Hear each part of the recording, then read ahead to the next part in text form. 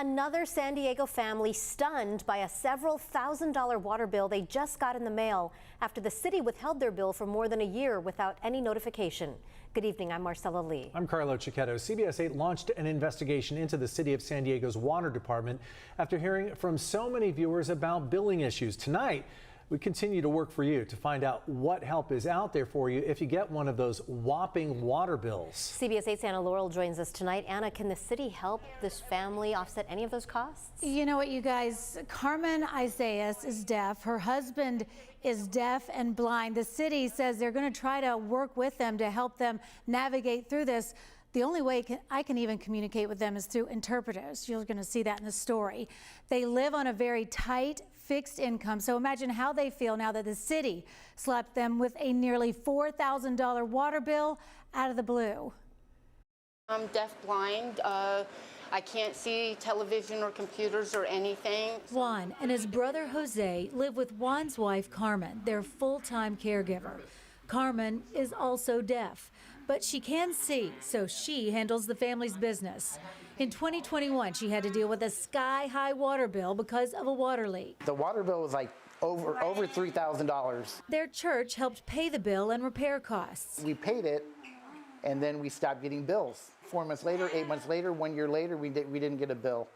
And then we got a whole bunch of bills. A stack of bills totaling $3,778. I was shocked that it was $4,000, a whole year's worth of water bills. I was shocked. The Isaiah story is one of many CBS 8 has learned since we launched an investigation into the city's public utilities department. Carmen called the water department again and again and again, wondering where our bill was, and then all of a sudden they sent us a high bill. Last week, I reached out to City Council member Monica Montgomery Stepp's office. She represents the Isaiah's district.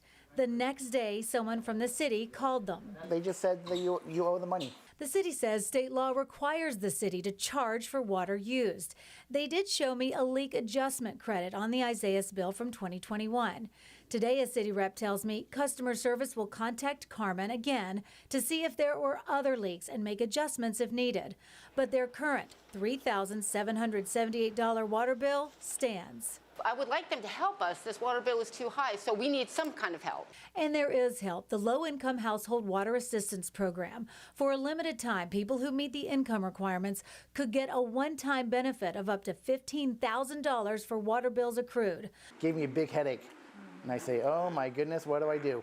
How? Now, the city did tell them they can pay just a little bit at a time. There will be no penalty or interest as they do that.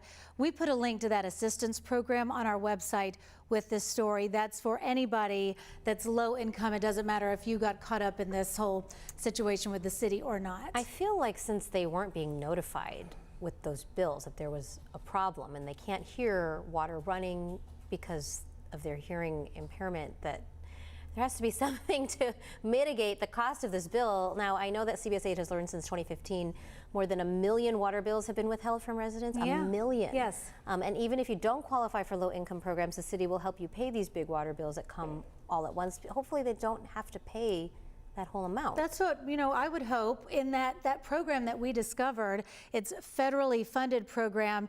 Then it's going to direct you. We put a link to this program we talked about in the story. It's on the website, cbs8.com, with this story. And so it's federally funded, but it's going to route you through your local water company, and then it can pay up to $15,000. So even though they weren't notified, we think there might have been another water leak in there. Like you said, they can't hear if something's a problem. You just feel for them. I can't imagine the frustration at just out of nowhere. Right. Thousands of dollars. And if you don't know, you think you have to pay it, that you're going to be in trouble. Fortunately, we're getting word out there that people know you don't have to pay it all at once, but still just a major problem. You're right. I think the problem is that you're billed only every 2 months, and a lot of people have it on auto pay, and you might forget, like, oh, I didn't get a bill. You don't remember if it's so far apart. Well, see, usually when they've stopped it, it's because they've got it under review or investigation for something. So people think, okay, something's happened. Right. They're working with it. And they tried to call. That's right, you forget. Right. We're going to talk about this more. San Diego Mayor Todd Gloria is going to be here in just a few minutes to answer some of your questions when it comes to billing issues. Anna, thanks. Thanks, guys. A judge in San Bernardino County, in the meantime, has blocked a controversial gender notification policy in the Chino Valley Unified School District. The policy required schools to notify parents if their child changed their gender identification or pronouns while at school. Today's Superior Court ruling sides with LGBTQ+ kids and comes after a lawsuit against the school district by State Attorney General Rob Bonta. Critics say the policy threatens the well-being and safety of children. Supporters say parents have a right to know. Assemblymember Bill Essayli, who has pushed the notification policy, says the decision will be appealed. There were 3 serious train accidents in San Diego County over the holiday weekend. 2 of them were deadly. CBS 8's Kirsten Holmes joins us live with the latest on the investigations and a look into train safety at our crossings in our area. Kirsten. That's right, Carlo. I am here at the Washington Street trolley station where a man died Sunday afternoon after he was hit by a coaster train. Now, that death was just one of 3 accidents involving trains in San Diego County. This all happened over the Labor Day weekend holiday. Now, the question we're asking today is, are train crossings safe, or are there things that you can do to better protect yourself?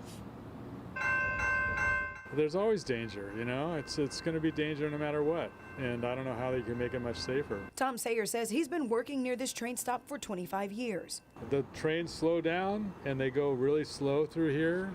That's been the case for a long time, so I think everybody's got to be careful. It's not just Washington Street. There was another deadly train accident on Monday where a woman was hit by another coaster train near Morena Boulevard and Astor Street in San Diego. In Del Mar, a pedestrian was seriously hurt when they were also hit by a coaster train near the Via de la Valle and Camino del Mar. All of the accidents happened within a 36-hour window. It seems like the people that are unsafe here are unsafe because they're not taking care of their own safety. All those measures, the red lights are flashing. I mean, it's pretty clear when the train's coming if you're paying attention. I just know he rode his bike all the time. He's missed. Robin says she was neighbors with the victim who died Sunday afternoon. I saw him good morning every morning. He was an older gentleman. He kind of stayed to himself. Robin says train safety is so important to remember. I think it's safe because they're loud enough. I hear them coming. I mean, if he didn't honk his horn, I would never have like headphones on something walking down here. No, that would be dangerous. But you can feel the train coming on the tracks. It vibrates.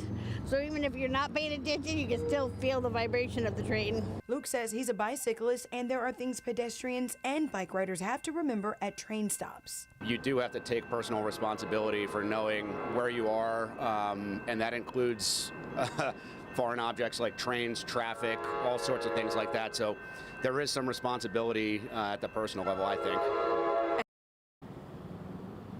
We reached out to the North County Transit District for comment on this story. They're the ones that run the coaster trains, and they tell me in part, quote, these are tragic events that not only impact families and communities, but also the mental health of railroad employees, passengers, first responders, and others. We urge the public to stay clear of the rail line, cross only at designated areas, and always expect the train to come when you see the tracks. Okay, so one accident by a train is too many, so I'm going to give you a couple of tips to help keep you and your family safe when you come to railroad crossings. First of all, use common sense. There's a sign here that says look both ways. Look and listen for the train. You heard the train earlier today. It's kind of hard to miss. It is very loud, but make sure you are looking and listening for those trains because they are coming a lot faster than you might think. We have a whole list of tips for you on our website, cbs8.com. Just look for this story. For CBS 8, I'm Kirsten Holmes. Back to you. And Kirsten, what I thought was really interesting is that you've actually learned there's a safer way for bicyclists and people who ride scooters to cross train tracks safely. Can you tell us a little bit more about that? Absolutely. Okay, so I am a big scooter fan. I have a little difficulty going straight across. If you take the train tracks at a 90-degree angle, your wheels won't get stuck. You don't want to get stuck here because then you might get stuck. A train comes. That's not a situation you want. But if you take those tracks at a 90-degree angle, you will prevent yourself from getting those wheels stuck in the tracks. All right. Thanks so much, Kirsten. I'm not saying this had anything to do with the accidents recently, but it's important to stay off your phones. Take the earbuds out. Just be aware of your surroundings always. Thanks so much for that advice. Got to stay aware.